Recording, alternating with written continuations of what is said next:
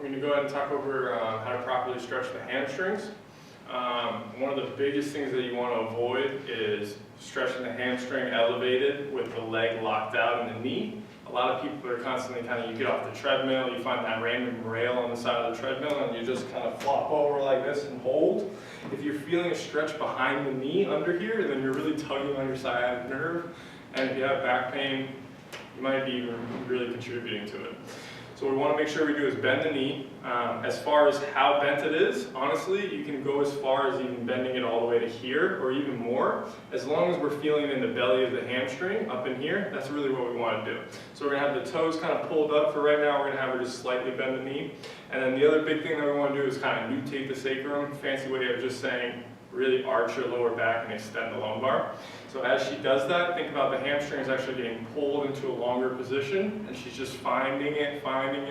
Ideally, you're going to spend as much as 2 minutes right here with just nice diaphragmatic breathing, in for 4, out for 8, and just sink back and find as much of that hamstring stretch as possible. Obviously, as you can tell, if we put this higher, it would be harder. I'd rather have it lower and have you be able to get into that really good position, but for you, you could probably get a little bit higher than this. Just for the demonstration, this is perfect. So from here, what we really want to do is illustrate the difference between passive and active. So that same example where you go off the treadmill and you throw your leg up on that random rail, the reality is you probably lifted your leg and put it up there. You didn't actually lift it actively and then put it on there. We want to bridge the gap between what's passive and active by actually having you get strong there. So right now she's going to sniff some air into her abs after she exhales the ribs down. Now she's going to start driving through her heel, but she's actually using the hamstring to contract into the ground. What that's doing is we're building tension, we're building resiliency in the tissue, but even more importantly, we're going to override the stretch reflex.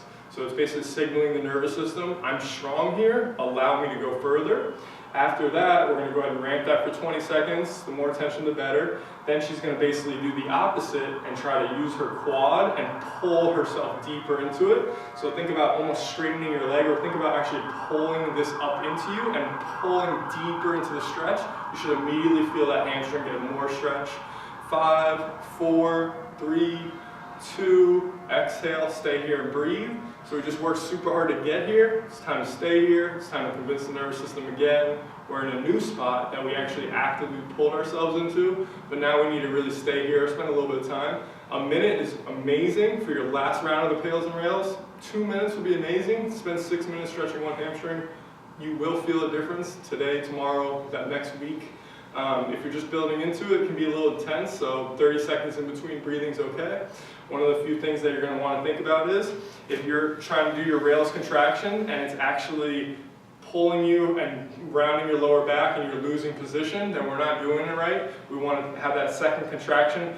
Feel like we're straightening out the leg, feel like we're lifting it, but because we're actually in our true end range, it's not even going to be able to do it. But you will feel the sensation of the hamstring getting longer, visualize it, make sure you know where it is, and this can be applied to any hamstring stretch. So she's on the floor, in number 4, whatever it's going to be, really be careful of that sciatic nerve. Big take.